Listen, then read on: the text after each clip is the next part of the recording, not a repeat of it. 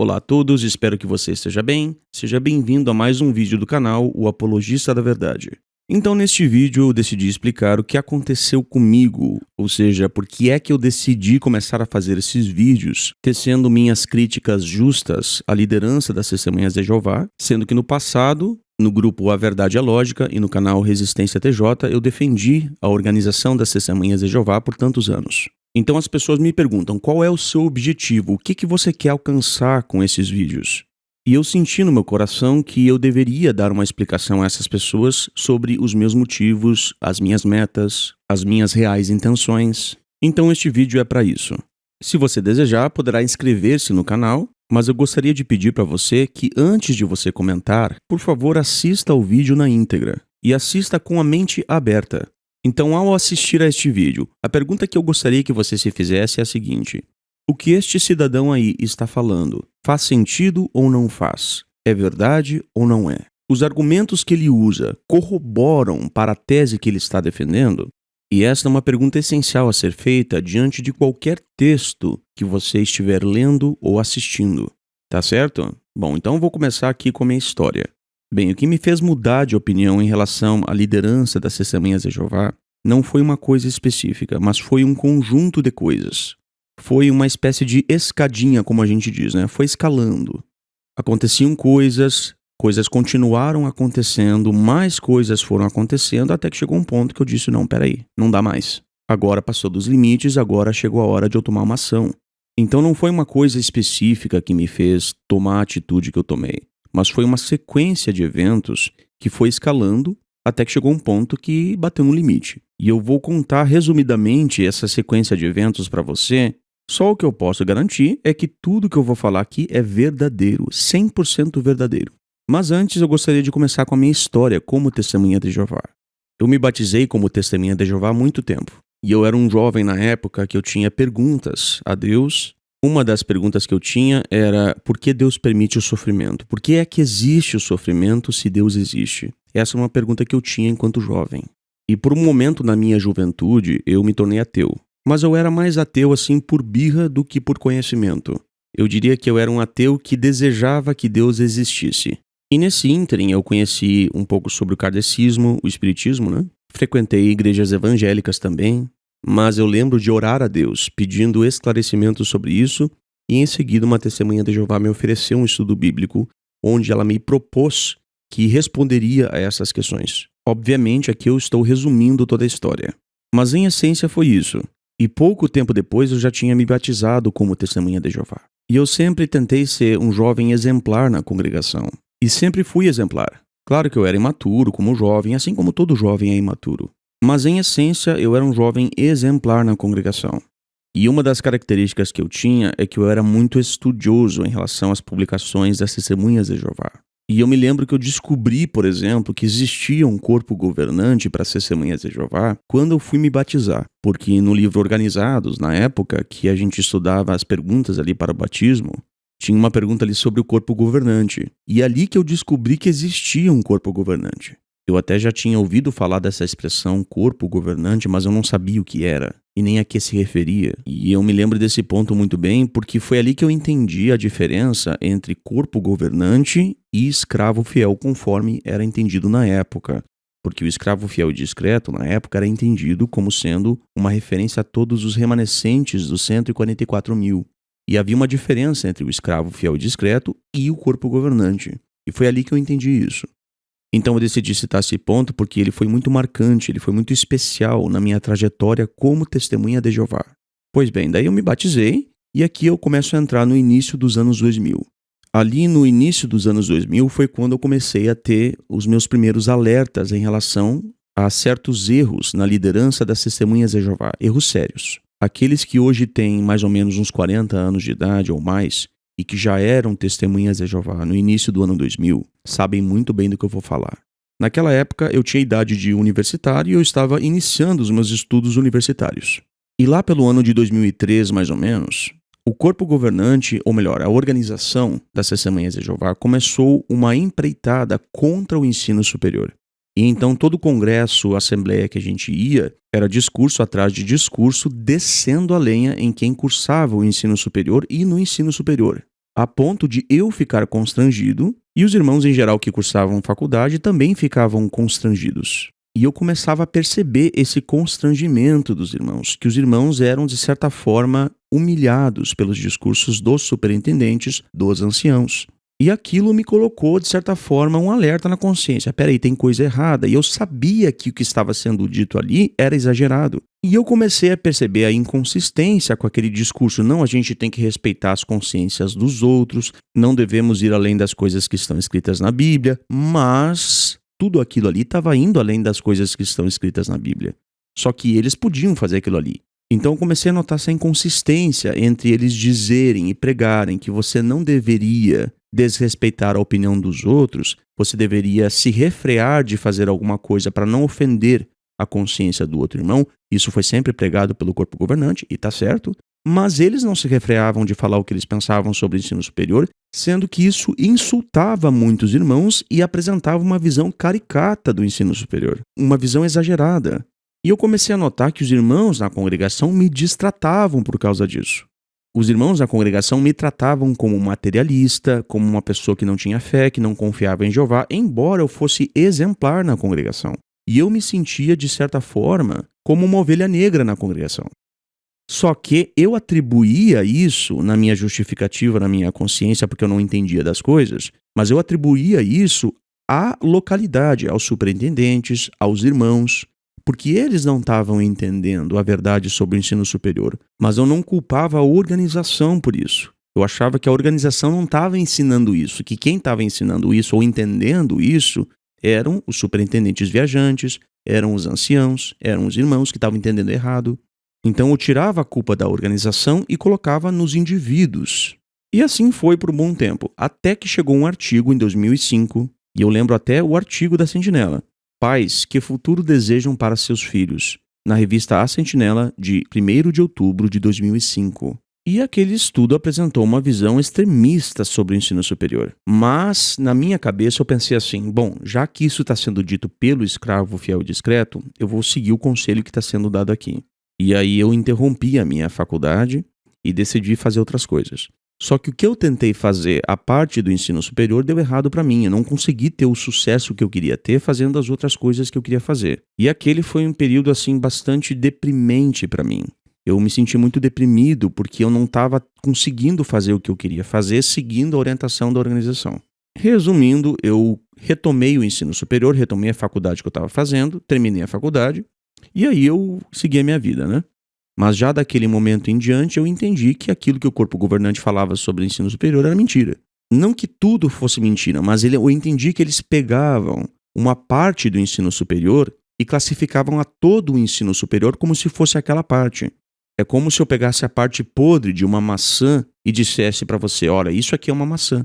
Dissesse que toda maçã é aquela podridão. Então eu entendi que o corpo governante pegava o estereótipo ruim do ensino superior e transformava ou apresentava aos irmãos todo o ensino superior como se fosse só aquele estereótipo ruim. E isso estava fazendo com que os irmãos destratassem outros irmãos que cursavam o ensino superior.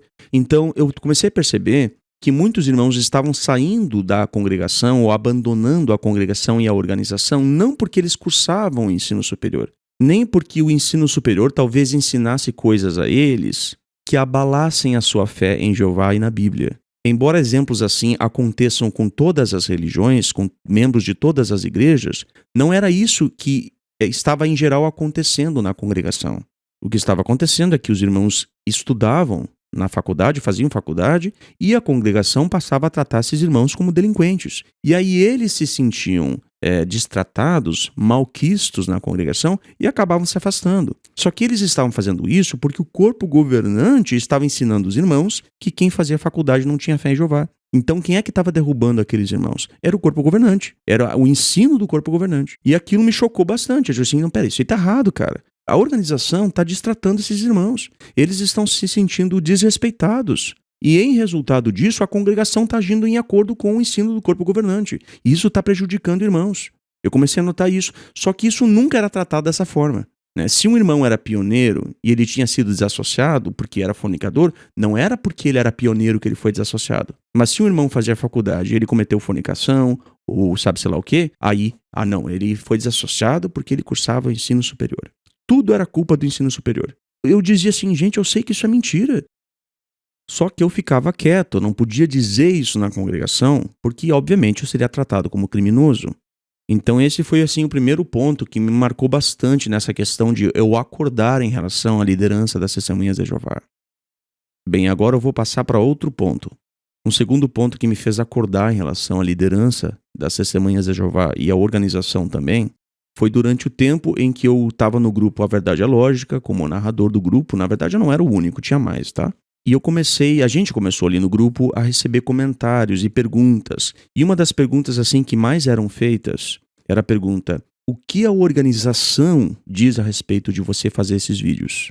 O que a organização pensa de você? Betel sabe do seu canal? E eu comecei a notar que os irmãos não pensavam mais e não se perguntavam mais sobre a Bíblia. O que a Bíblia diz sobre isso? Porque ninguém mais se perguntava o que a Bíblia diz sobre isso. A pergunta feita era o que a organização diz sobre isso. E ali, quando eu estava no grupo A Verdade é Lógica, comecei a notar que existiu um desvio de prioridades. Que aquilo que era a Bíblia passou a se tornar a organização como prioridade. Então, eu comecei a notar que a organização ganhou um status de profeta. Ganhou um status de realmente autoridade para determinar as respostas para as perguntas que você se faz. Ou seja, o que a Bíblia diz e o que a Bíblia deixa de dizer não importava para os irmãos. Importava o que a organização tinha a dizer sobre o meu direito de defender a minha fé. Ou seja, se a organização permitisse que eu defendesse a minha fé como testemunha de Jeová, aí eu poderia defender. Se a organização não permite, aí eu não poderia defender, porque quem determina isso não sou eu, é a organização. Gente, isso é simplesmente um absurdo. Isso é um desvio da adoração verdadeira. Não é assim que o cristão deve pensar. Só que na época eu justificava isso dizendo para mim mesmo que era uma questão dos irmãos. Não era coisa lá da organização, porque a organização não queria isso. A organização não queria essa autoridade. E eu acordei quando eu entendi que a esmagadora maioria dos irmãos pensa isso. Ora, se a esmagadora maioria dos irmãos pensa isso, é porque eles estão sendo ensinados isso.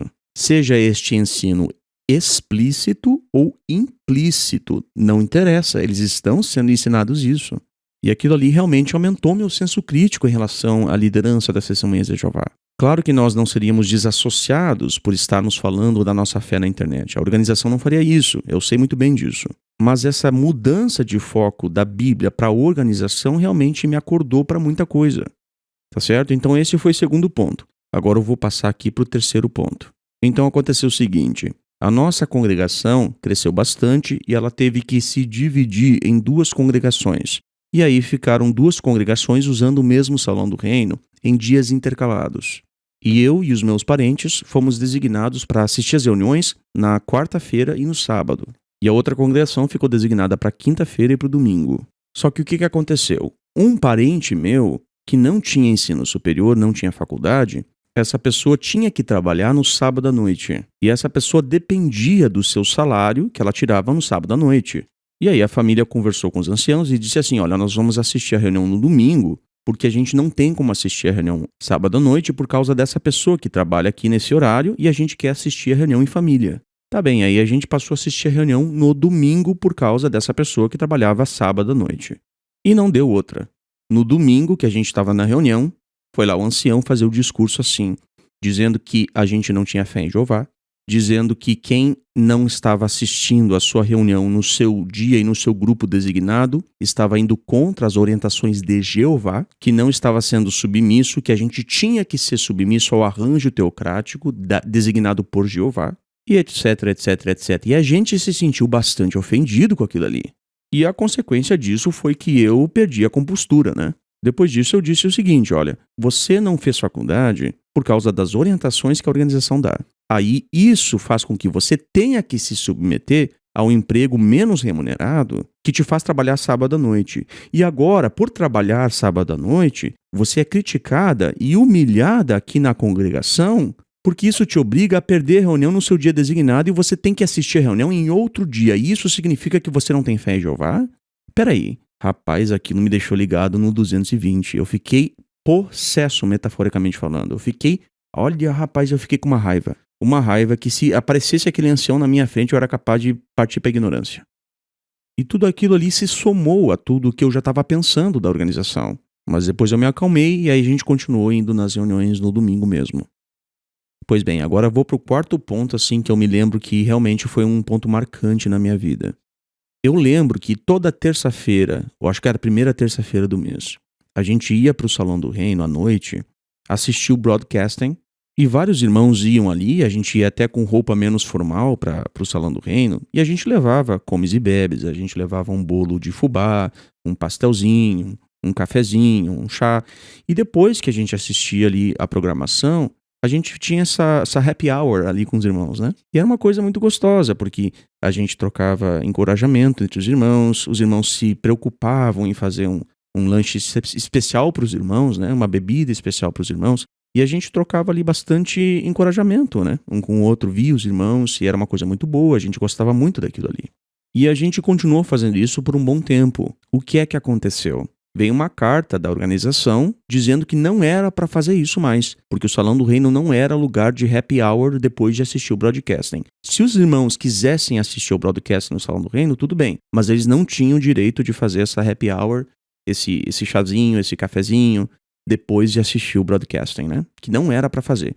E aí o que aconteceu? Os anciãos leram a carta, né, da tribuna e ficou por isso mesmo, né? Todo mundo ficou chateado com isso. Todos os irmãos ficaram chateados com isso. E aí, o que aconteceu? Veio essa decisão unilateral. Parem de fazer isso, manda quem pode e obedece quem tem juízo. Eu não gostei daquilo ali, mas não foi exatamente isso, por si só, que me deixou indignado. Teve uma causa. Essa causa foi outra coisa que tinha acontecido no Salão do Reino e que, em resultado disso, causou com que eu ficasse indignado com a questão da proibição da happy hour. E eu vou contar para vocês o que foi. Aconteceu que o condicionador de ar queimou, estragou, né? Era um condicionador de ar grande. Ele queimou e estragou. E o conserto daquilo ali seria mais ou menos uns R$1.000 na época. E a congregação meio que não tinha o dinheiro para pagar o conserto do condicionador de ar que precisava para o local. E aí eu paguei grande parte do conserto. E aí, beleza, arrumaram o condicionador de ar, tudo ficou ok, beleza. Só que depois disso, o que aconteceu? Veio a maldita da carta proibindo os irmãos de ter a happy hour no Salão do Reino, porque não era local para isso, tá? E aí eu disse assim, mas peraí, quando queima o condicionador de ar, quem tem que arrumar é a congregação, não o corpo governante, não a organização. A organização não manda dinheiro lá para consertar o condicionador de ar. Fui eu que tive que pagar grande parte do conserto. Mas quem decide o que a gente pode ou não pode fazer no Salão do Reino é eles? Quer dizer, a gente tem todas as obrigações financeiras com o Salão do Reino, mas a gente não pode decidir se podemos tomar café aqui dentro? Quem decide é eles? Quando que os anciãos perguntaram para a congregação qual era a opinião da congregação sobre isso? Quando o ar-condicionado precisou ser consertado, eles pediram a opinião da congregação e pediram o orçamento da congregação. E isso era absolutamente justo porque era para nós o ar-condicionado. Logo, nós teríamos a responsabilidade sobre isso. Só que da mesma forma, também a happy hour depois do broadcasting, quem deveria decidir, isso seria a congregação, porque somos nós que pagamos pelo Salão do Reino. Quem comprou o prédio era a congregação, quem pagava a eletricidade era a congregação, quem pagava os concertos era a congregação. Pela lógica, os anciãos deveriam consultar a congregação para que a congregação decidisse se ia obedecer a orientação ou não. Se eu fosse ancião, eu leria a carta e diria para a congregação o seguinte, nós temos essa carta, irmãos, vocês não têm a obrigação de obedecer a essa carta. Vocês podem decidir desobedecer porque vocês pagam as contas aqui. Se eu fosse ancião, eu diria isso. Os anciãos da congregação não fizeram isso. Eles disseram, não, nós temos que obedecer, não podemos fazer isso. A partir daquele momento eu disse assim, eu não dou mais um tostão para essa congregação. Acabou, eu não contribuo mais com a obra das Testemunhas de Jeová. Por quê? Porque eu tenho toda a responsabilidade financeira, mas eu não tenho nenhum direito. Os anciãos não me consultaram para saber o que eu pensava a respeito daquela carta. Se é a organização, se é Betel, se é o corpo governante quem determina se eu posso tomar café no Salão do Reino depois, numa happy hour, então eles que paguem as contas, não eu. Não peçam mais dinheiro para mim. Vocês que se virem pagar as contas dessa congregação. Nunca mais eu dei um centavo para a Testemunha de Jeová. Nunca mais. Quando um irmão precisou de ajuda, eu tirava do meu bolso e eu dava ajuda financeira para ele. Dei dinheiro para muitos irmãos. mas nunca mais dei um centavo para a obra das Testemunhas de Jeová. Nunca mais. Ora, mas que falta de respeito, que falta de respeito. Vocês vêm pedir dinheiro para mim para pagar as contas, mas na hora de eu decidir, vocês que decidem tudo que eu posso fazer ou não posso? Ah, vão tomar vergonha na cara, rapaz. Eu fiquei indignado com aquilo ali. Até agora eu fico indignado só de lembrar. Então esse foi um ponto assim que me marcou bastante. E me marcou bastante é porque eu entendi a autoridade que a organização estava tendo. E todas as decisões que a organização tomava eram nesse padrão, unilateral. Eles mandam, a gente obedece. E nós é que pagamos todas as contas. Ah não, meu irmão, pode parar. E a partir de então eu adotei essa postura. Se vocês não me consultam para decidir, então vocês não mandam em mim. Simples assim, meu irmão. É um absurdo essa história de a congregação não ter o direito de ela decidir isso. Então foi ali que eu entendi que o sistema congregacional que a gente estava vivendo era semelhante ou praticamente igual ao sistema da Igreja Católica. E eu lembro também que ocorreu mais outro evento, e não necessariamente eu estou citando os eventos aqui que ocorreram em ordem cronológica. Então os eventos não ocorreram necessariamente nessa ordem, mas eles ocorreram mais ou menos na mesma época. Eu lembro que houve uma resolução a partir de uma carta que chegou na congregação. E a ideia era que os superintendentes iriam ter carros próprios. Na verdade, os carros pertenceriam à organização, mas quem pagaria ou quem compraria os carros era toda a congregação, todas as congregações, por meio das contribuições dos irmãos. E para você que não sabe exatamente como é que funciona, toda a resolução financeira que a organização tem é apresentada como proposta às congregações e as congregações votam se elas vão apoiar aquela resolução financeira ou não. Só que o que acontece é que 100%, a totalidade das resoluções financeiras são aprovadas pelas congregações. Eu nunca vi um caso em toda a minha vida onde uma resolução financeira foi feita a alguma congregação e a congregação se negou a contribuir. Eu nunca vi isso acontecer e eu tenho certeza de que 99,99% dos irmãos também nunca viram. Então a resolução era o seguinte: as congregações passariam a dar uma contribuição financeira para que a organização passasse a comprar carros novos aos superintendentes viajantes. Então a congregação foi questionada se ela aprovaria enviar recursos à organização, recursos financeiros, para que a organização comprasse veículos para os superintendentes. E eu fui contra. E fui contra por uma razão muito básica. Carro no Brasil é artigo de luxo, meu irmão. Nós não estamos nos Estados Unidos, onde um carro de segunda mão, muito bom, muito confortável, custa o preço de um salário mínimo, ou mesmo 2 ou 3 salários mínimos. Nos Estados Unidos, qualquer chinelão tem um carro. E o carro é uma necessidade nos Estados Unidos. Agora, no Brasil, carro é artigo de luxo. E grande parte dos irmãos da congregação e de todas as congregações do Brasil que são pobres, os irmãos não têm veículo próprio. Os irmãos são frequentemente coagidos a não cursar ensino superior, a não ter uma promoção no trabalho, a buscarem uma vida simples, a serem pioneiros. E aí a organização vai comprar carro novo e não carrinho popular, meu irmão. Os veículos que a organização comprou para os superintendentes eram veículos muito bons. Eles não tinham comprado carrinho popular. Mas seja como for, eles pegavam o dinheiro dos irmãos que passavam um perrengue danado para que o mês terminasse antes do salário, irmãos estes sem veículo próprio e que provavelmente nunca teriam dinheiro para comprar um carro próprio, e a organização usava esse dinheiro para comprar carro bom, carrão para superintendente viajante, com o logo do JW. Peraí, meu irmão, peraí. Eu fui contra isso, só que a congregação aprovou isso. Mas talvez você diga, irmão, mas aí tá, a congregação aprovou. Então, se a congregação aprovou, não é errado. Só que entenda o seguinte, a congregação não sabe dizer não para a organização. Toda resolução feita pela organização, a congregação aprova, sempre. Eles não sabem dizer não. E isso, para mim, assim, me chocou bastante, abalou bastante a minha confiança na organização.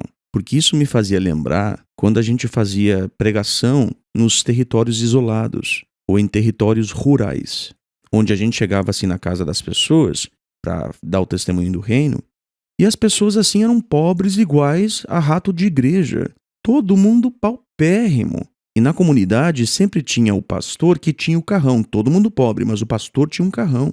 E obviamente comprado com o dinheiro dos fiéis, igual a organização estava fazendo. E isso, assim, para mim foi bastante chocante, bastante marcante. Isso me deixou indignado com a organização. E agora eu vou passar aqui para mais outro ponto e eu vou mencionar ou fazer referência a uma pessoa, mas eu não vou citar por respeito, eu não vou citar o nome da pessoa, mas todo mundo sabe quem é.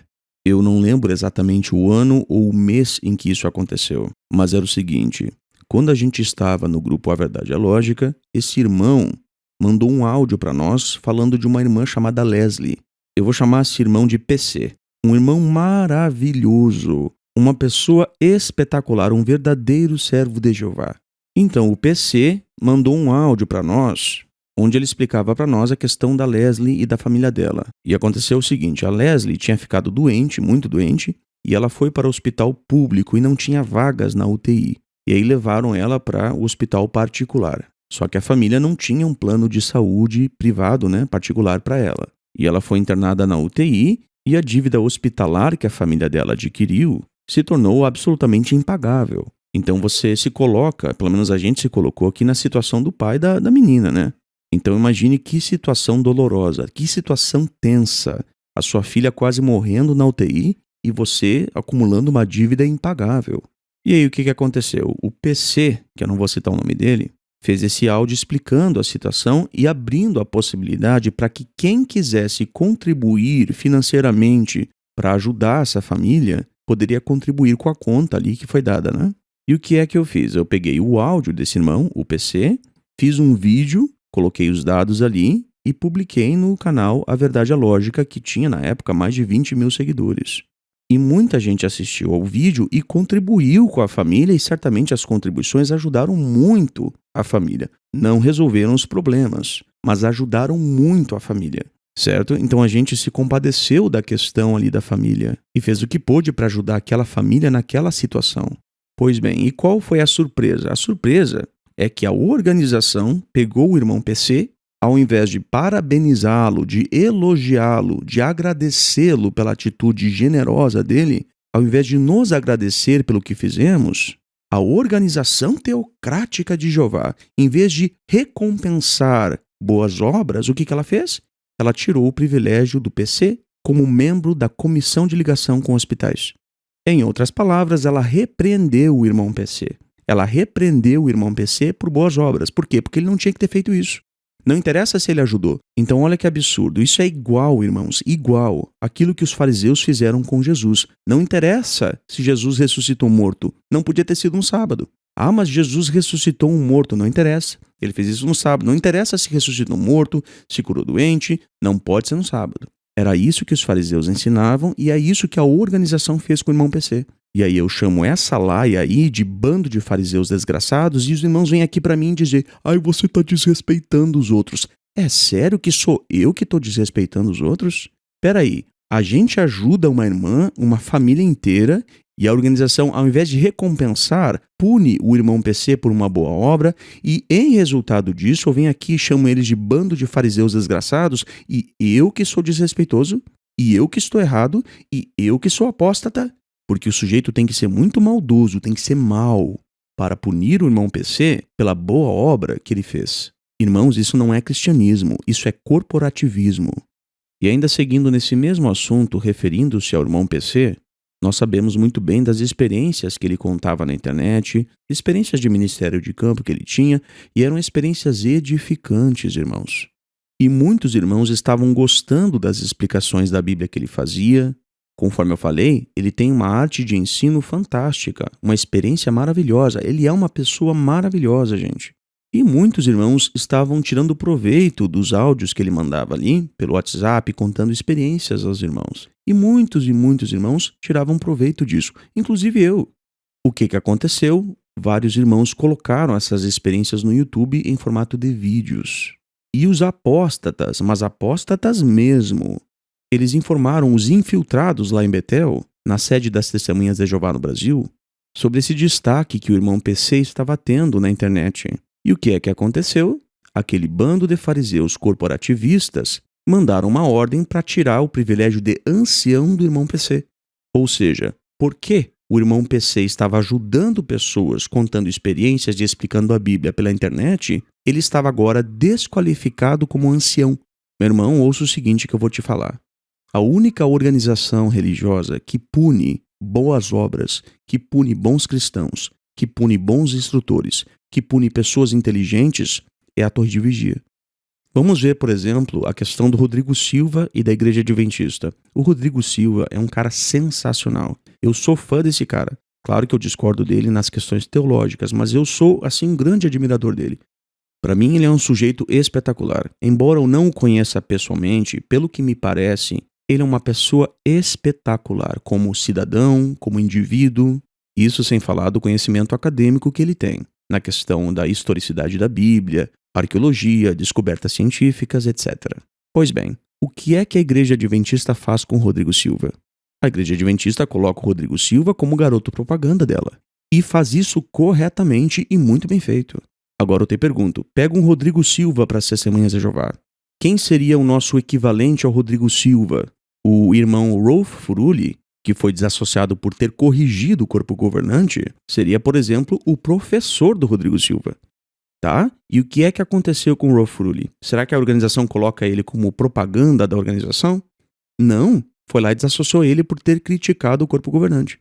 E a mesma coisa é feita com o irmão PC e com vários outros irmãos. Então eu digo, a única organização religiosa que eu conheço que pune bons cristãos, que pune boas obras, é a Torre de Vigia. E me explica isso, irmão, porque não me entra na cabeça. Isso é totalmente contra o ensino cristão. Totalmente contra o ensino de Jesus Cristo. E isso para mim realmente foi a gota d'água. Foi ali que eu entendi, olha, a organização foi tomada por um bando de lobos. E ali eu disse basta. Essa organização deixou de ser teocrática e passou a ser uma corporação. Ela deixou de ser uma ajuda no caminho para servir em conjunto, em união, em congregação a Jeová, e se tornou uma corporação cujo objetivo é a autoglorificação. Então essas coisas foram acontecendo aos poucos, uma coisa sendo somada à outra, e depois disso eu lembro que lá no canal Resistência TJ, eu falei publicamente ali que essa questão de cristão não poder ter barba, que a organização discrimina irmãos que querem ter barba, que é uma tradição absolutamente humana, antibíblica, descabida, preconceituosa, irrazoável, e isso é algo que todo irmão racional sabe. Então, depois que eu falei dessa questão da barba, os irmãos vieram para mim me chamando de apóstata, e eu digo, gente do céu, chamar alguém de apóstata porque essa pessoa disse que é errado dizer que cristão não pode ter barba, o que de fato é a mais pura verdade, porque a Bíblia não diz que cristão não pode ter barba. E a Bíblia diz que deve haver respeito mútuo às consciências, que os cristãos não devem fazer julgamento sobre opiniões diferentes, conforme diz Romanos capítulo 14. Só que a organização justamente estava indo contra essa passagem da Bíblia, fazendo julgamento entre opiniões diferentes. Sendo que o apóstolo Paulo, sob inspiração, mandou as congregações justamente não fazer isso. E não eram irmãos que estavam fazendo isso, não eram indivíduos que estavam fazendo isso, era a organização que estava fazendo isso. E adivinha quem é que era chamado de apóstata? Eu. Ou seja, a organização conscientemente trai a Bíblia, vai além das Escrituras, nega as Escrituras de Romanos capítulo 14, e quem é que é o apóstata? Eu. A organização discrimina irmãos com barba, dizendo que eles não podem subir na tribuna, e isso é praticado pelos anciãos nas congregações. Isso causa divisão entre os irmãos nas congregações. Isso faz com que irmãos se sintam menosprezados, que sejam tratados como delinquentes. Mas adivinha quem é acusado de causar divisões entre os irmãos? Eu, não a organização. Ou seja, a organização faz as coisas erradas, distorce a Bíblia, abandona as Escrituras, mas quem é que é o errado? Eu. Porque eu deveria calar a minha boca e confiar em Jeová. E porque eu não me calei, os irmãos vêm aqui e me dizem que eu sou um apóstata. É sério isso, meu irmão? Aí não deu mais, meu irmão. Aí eu digo, ó, parou por aqui, essa organização não tem mais a bênção de Jeová, os irmãos não estão mais focados em Cristo, eles estão focados exclusivamente na organização, a Bíblia está em segundo plano, a organização vem primeiro, eu tô fora disso aqui, isso aqui para mim não dá mais. Eu sou um cristão que segue a Cristo, eu não sigo a homens. E isso que os irmãos estão fazendo é seguir a homens. Isso aí não é seguir a Cristo. Isso aí não é cristianismo, meu irmão. Isso é corporativismo. Pois bem, então a partir disso eu fiquei quieto por um tempo. Expressei a minha opinião para alguns irmãos de confiança, deixei clara a minha posição, mas fiquei assim meio low profile. Tá, e depois que todas essas coisas tinham acontecido, aí eu fiz uma oração a Jeová muito séria. E eu pedi a Jeová que ele me ajudasse a entender por que é que as coisas estavam acontecendo daquela forma. Por que é que os erros não eram corrigidos. Na mesma semana, chega o livro do Rolf Furuli no meu e-mail, sem eu ter pedido. Eu não tô brincando. E no livro ali, o Furuli falava aquilo que eu já pensava. Basicamente, o que o Rolf Furuli falou no livro dele, escreveu no livro dele, melhor dizendo, eu já sabia. O que eu não sabia era como expressar aquilo de forma racional. Eu não entendia a causa daquilo ali. Eu não entendia o motivo do erro, mas os erros que ele apontou eu já sabia. O que eu aprendi do livro do Rolf Furuli foi simplesmente entender a razão das coisas. E o que foi novo para mim ali no livro também foi a questão do livro Pastoreiem o Rebanho de Deus, porque eu nunca tinha lido o livro. O livro Pastoreiem o Rebanho de Deus, para quem não sabe, é o livro de anciãos, onde existem ali todas as regras para anciãos, né? Que tem também a lista ali de pecados de desassociação. Quando eu li aquela lista ali, que pela primeira vez eu li no livro do Rolf Furuli, eu fiquei chocado. Eu digo, não é possível isso, eu não sabia disso. Eu já sabia que o corpo governante não era o escravo fiel discreto. Eu já sabia disso. Eu já sabia que havia uma nova visão da Bíblia sendo implantada, mas eu não entendia a causa disso. E aí no livro o Furuli me ajudou a entender a causa por trás de tudo isso. Eu não concordo com tudo que o Furuli falou e eu vou deixar claro isso. Assim como ele tampouco concorda com tudo que eu defendo. Mas esse não é o ponto aqui. Bom, a partir de então, quando eu li ali o texto de Apocalipse, capítulo 2, versículo 2, e a gente pode ler mesmo, né? Apocalipse, capítulo 2, versículo 2, a gente vai ler aqui. Conheço as suas ações, o seu trabalho árduo e a sua perseverança, e sei que você não tolera homens maus e que pôs à prova os que se dizem apóstolos, mas não são, e constatou que eles são mentirosos. Então essas palavras aqui de Jesus Cristo para nós nos garantem que Jesus apoia quando a gente se revolta contra homens mentirosos. Quando a gente se revolta contra homens que se dizem apóstolos ou enviados ou escolhidos, mas não são. A Bíblia não manda ser submisso a estas pessoas. Jesus não espera isso de nós. E aí eu entendi que isto é sim responsabilidade minha e será cobrado de mim se eu não fizer nada. Então, coisas pessoais começaram a acontecer, eu comecei a ver irmãos sendo desassociados sem base bíblica, eu comecei a ver irmãos sofrendo muito porque não cursaram ensino superior, anciãos fazendo assédio moral com irmãos, a ponto de ir na casa deles fazendo ameaças sem justificativa nenhuma. Eu vi isso acontecer, tudo isso com o aval da organização. Então eu disse para mim o seguinte, eu vou começar a escrever artigos também sobre isso e vou fazer a minha parte. Se Jeová me aprova ou não, quem vai decidir isso é ele. E aí tem sempre aquele comentário, mas você não vai consertar as coisas. Olha, se eu vou consertar as coisas ou não, quem decide isso é Jeová. A minha obrigação é fazer a minha parte. E o meu propósito é que a organização tenha uma reforma, que o corpo governante seja desassociado e que uma nova estrutura organizacional seja formada. Uma estrutura baseada no modo como eram as testemunhas de Jeová na década de 40 e de 50, quando não tinha corpo governante, quando a organização não tinha autoridade sobre as vidas pessoais dos irmãos, quando o foco estava em Cristo e não na organização. Então eu não quero fazer com que você deixe de ser testemunha de Jeová, que você saia dessa seita que nem as pessoas dizem assim. Não, eu não penso isso. Eu sei muito bem que as testemunhas de Jeová são pessoas muito amorosas, que são pessoas que se ajudam bastante, que a organização defendeu e defende muito bem o nome de Jeová, que os ensinos fundamentais das testemunhas de Jeová estão corretos. O ponto é que eu não vejo isso, eu não entendo que os acertos da organização justifiquem os erros. As doutrinas corretas das testemunhas de Jeová não são um passe livre para que a organização extrapole as escrituras em outros pontos. E é isso que os irmãos estão fazendo. Os irmãos, em vez de tentar combater o mal, combater o erro, eles justificam o erro com os acertos.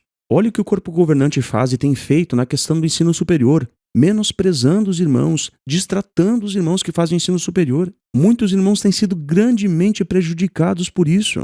E aí vem as pessoas e respondem, mas irmão, qual é a organização que prega o reino de Deus? Tá, escuta aqui, desde quando que pregar o reino de Deus justifica menosprezar irmãos que cursam ensino superior?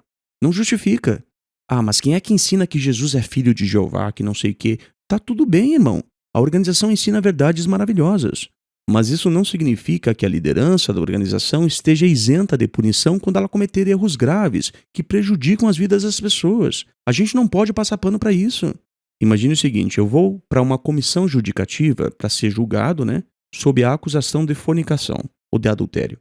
E aí, existem testemunhas de que eu sou adúltero e elas conseguem comprovar que eu cometi de fato adultério. Só que eu digo assim para os anciãos, seguinte, ó, irmãos, eu prego o reino de Deus, eu ensino que a Trindade é falsa, eu ensino que Jesus é filho de Jeová, eu ensino que Jeová é o nome de Deus, eu ensino que haverá um paraíso na terra, eu ensino que 144 mil irão para o céu, eu ensino as verdades bíblicas básicas. Portanto, eu não posso ser desassociado por adultério. Imagine que eu dissesse isso na comissão judicativa. Qual é o ancião que iria comprar minha ideia? Nenhum. E eles diriam que o fato de eu fazer todas essas coisas boas e corretas não justifica o meu adultério. Mas esse argumento esdrúxulo, que eu usei aqui em sentido hipotético, é exatamente o tipo de argumento que você usa quando você vem para mim dizendo assim, irmão, mas qual organização que prega a verdade sobre o reino de Deus? Você deveria confiar em Jeová e deixar que Jeová resolva a questão. Pois é engraçado que se eu disser isso numa comissão judicativa, sob qualquer acusação de pecado grave, absolutamente nenhum ancião vai comprar essa ideia. E eu vou ser desassociado. Pois bem, é justamente isso que eu faço em relação ao corpo governante. O fato de a organização defender coisas boas, ensinar verdades bíblicas boas, não justifica que ela prejudique os irmãos em outros assuntos. Não justifica que ela cometa erros sérios em outros assuntos, que são das vidas pessoais dos irmãos. Os responsáveis por isso têm que ser punidos, é isso que eu defendo. Eles devem ser punidos. É só isso que eu defendo. Então não venha para mim dizendo, você tem que confiar em Jeová. Eu tenho que fazer a minha parte, irmão. Isso significa confiar em Jeová.